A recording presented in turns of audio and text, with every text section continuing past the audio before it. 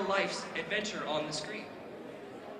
Guys, gentlemen, would you like a secret about women? She's like, don't tell. Here it is. Gentlemen, if you'd like to impress a woman, remember this name. Remember this name. Helen of Troy. Helen of Troy. Why? Because two countries, the most powerful countries in the world at the time, went to battle for her. No, I'm not saying go take over Canada. I'm not saying go get in a fight. I'm saying give her that level of respect and determination, the idea that you'll do anything for her, and then you'll be okay with the ladies. And girls, if he doesn't make you feel that important, you drop him like a 2-week-old dirty diaper, you know what I'm saying?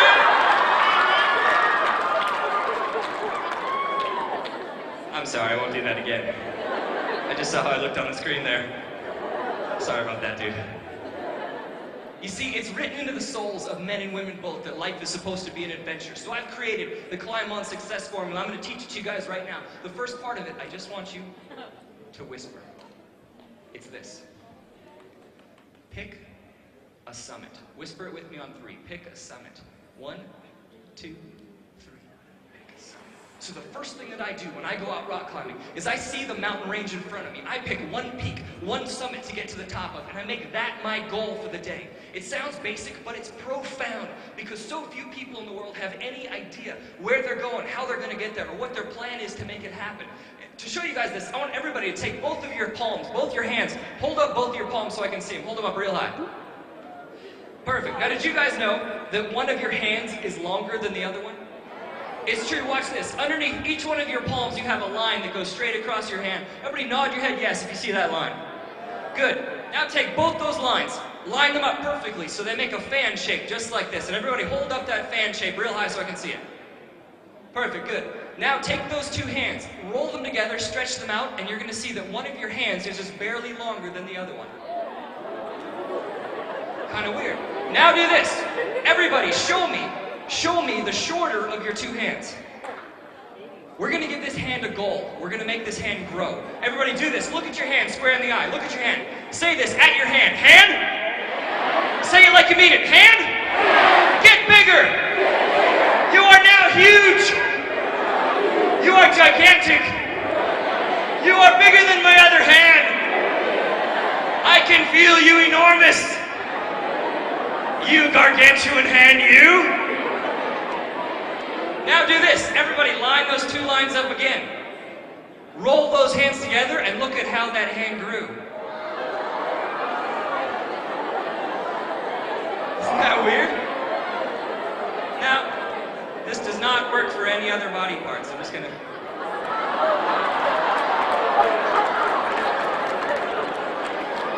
Oh, you guys are sick. I'm talking about like feet or arms. Everybody please clap once. Clap twice. What you just did was give your hand a very simple goal. You said, I'm going to make my hand get bigger. But it works for so much more than just silly little tricks like that. The first time that I learned the power of picking a summit was my very first day of college. My professor walks in. He's got his briefcase. Kind of a timid guy. Sets it down. He says, class, your assignment for the next week is to write out 100 goals for your life. It's like, what, 100 goals? He says, if you do not do this assignment, you will flunk my class. Guess I have to do it. So I was just a little punk kid, and I pull out the notepad and pen, and I was just like, number 1, finish this assignment. Number 2, get to number 3. But the more I started goofing off with it, the more I realized I couldn't fudge the whole assignment. So I started putting down real goals for myself and for my life. I wrote down goals like graduate from college with honors, write a book by the time I turned 20, visit every continent on the planet, in fact, climb to the tallest mountain, the tallest peak of every continent on the planet, become fluent in Spanish and in Mandarin Chinese, snowboard through a flock of penguins in Antarctica. I wrote down goals like ride elephants in Thailand, wrestle a giant carp in Cambodia, give away $1 million to charity over the course of my lifetime. I wrote down the people I wanted to meet, the places I wanted to go, the things that I wanted to do. To date, I've finished 40 of them, and I can guarantee you that by the day I die, I'll have all 100 of them crossed off the list.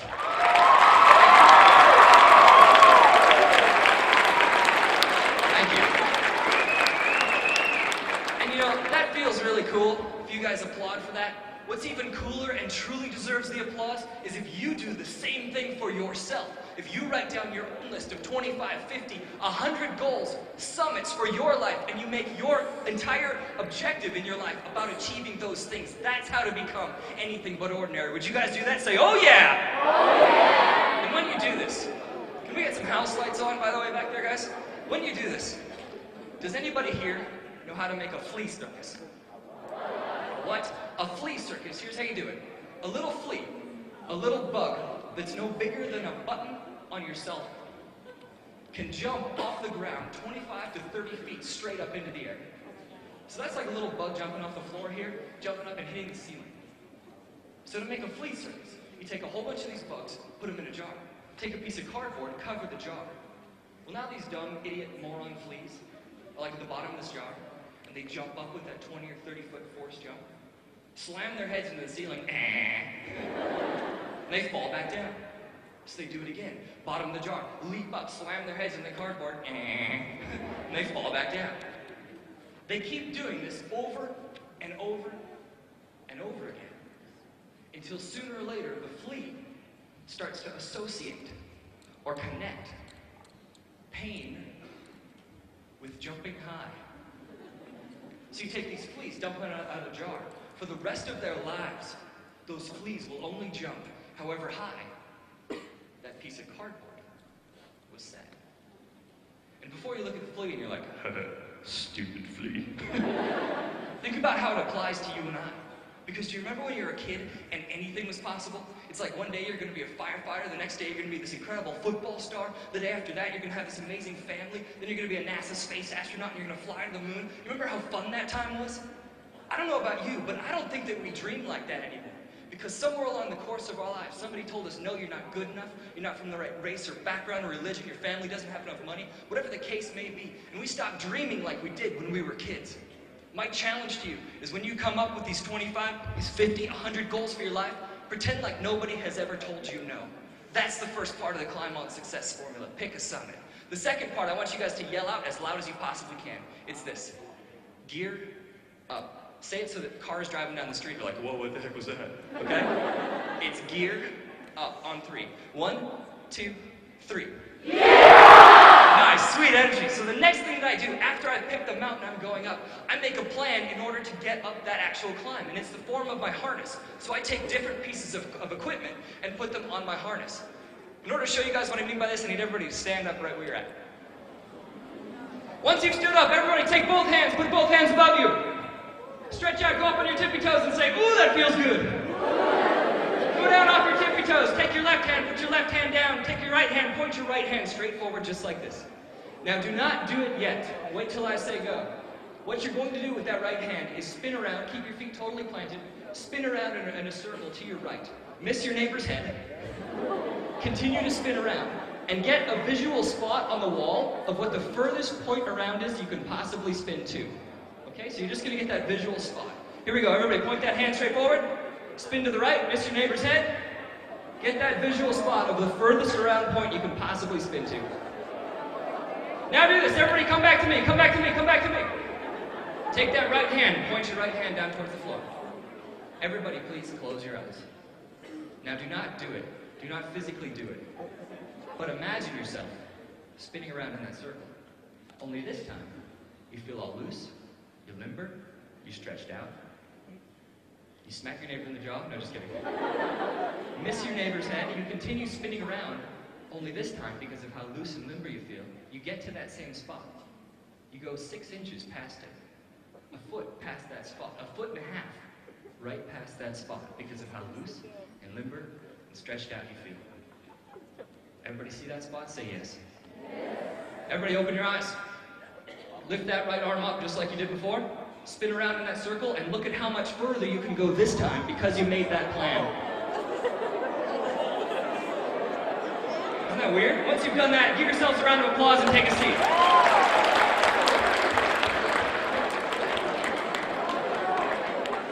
Now, making a plan is simple. All you have to do is figure out where you are right now and figure out where you want to end up and then fill in the pieces. And once those pieces are filled in, you've got your plan laid out right in front of you.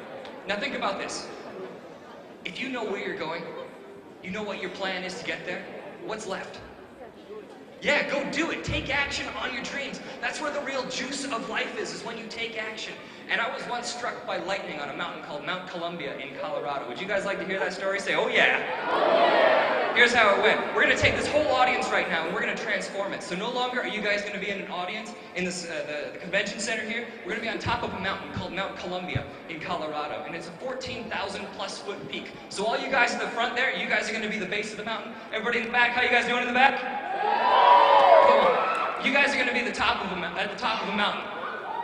I'm in the student line, and his name is Jason. And Jason has a case of what's called altitude 6.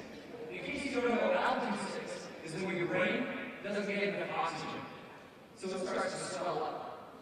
Well, the problem with your brain swells up is that you have the soul in the way. It starts to go so funky into your brain. Well, Jason has a mild case of it, and all he's doing is just walking back and forth in the moment. He's like, that's it. I'm like, Jesus, you gotta walk. He's like,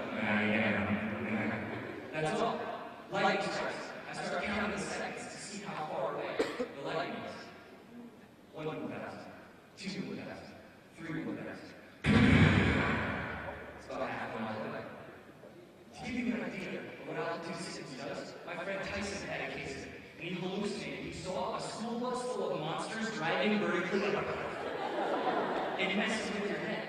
Say there's a cliff right here. There's been famous climbers that say they're climbing buddies. Hey guys, look, there's a rainbow bridge that takes us all the way down to the ground. And they just walk off the cliff. Lightning strikes again. 1 1,000, 2 1,000. Even bigger. It's coming in fast. I'm like, Jason, you gotta walk. He's like, you please move, go, do whatever you have to. Lightning strikes again. 1 1,000. The biggest one yet. It's coming in fast. So I do what any good instructor would do, and I kick Jason.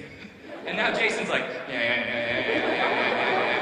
I'm like, sweet, at least he's going. I get Jason 100, 200 feet in front of me. I'm running after him. I'm like, go, Jason, go, dude, you gotta move. And Jason's like, like, sweet, at least he's going.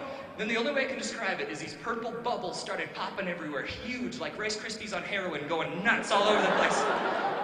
I'm in the middle of a step on my right foot. Lightning goes into the ground about 20 feet away from me, through the ground, into my rubber boot, into my leg, instantly sears all the hair right off my leg, knocks me off onto my other foot. Well, I'm still just thinking about getting to Jason, so now I'm like, go, Jason, go, dude! You gotta move, man, hurry, move! I catch up to Jason, I'm like, Jason, you all right? You get hit by lightning? And he's like,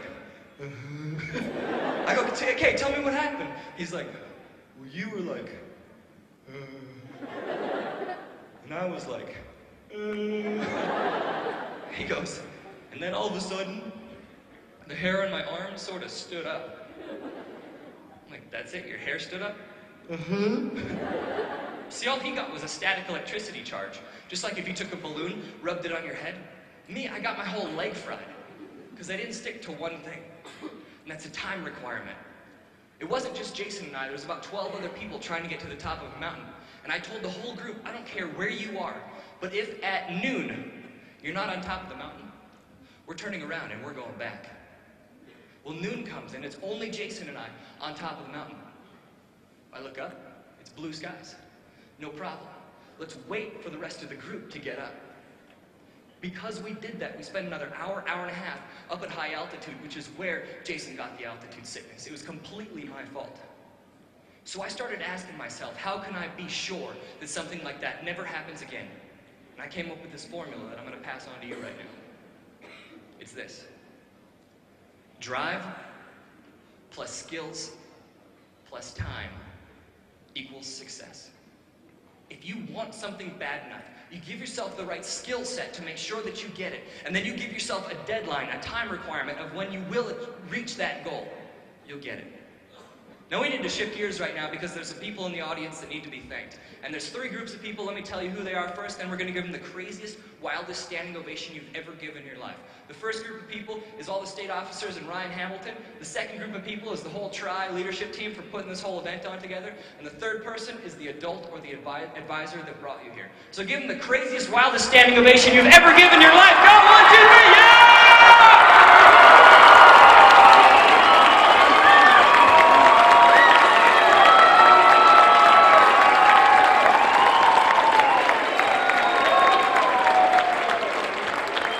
Nice, that's awesome, good energy. Now, I need to also ask you guys a question. How many of you guys, raise your hands, feel like you gained something good out of this little session right here, or you're reminded of something you needed to hear? If that's true, put up your hands. Awesome, that's everybody here. Give yourselves a round of applause then for being a good audience. That's cool.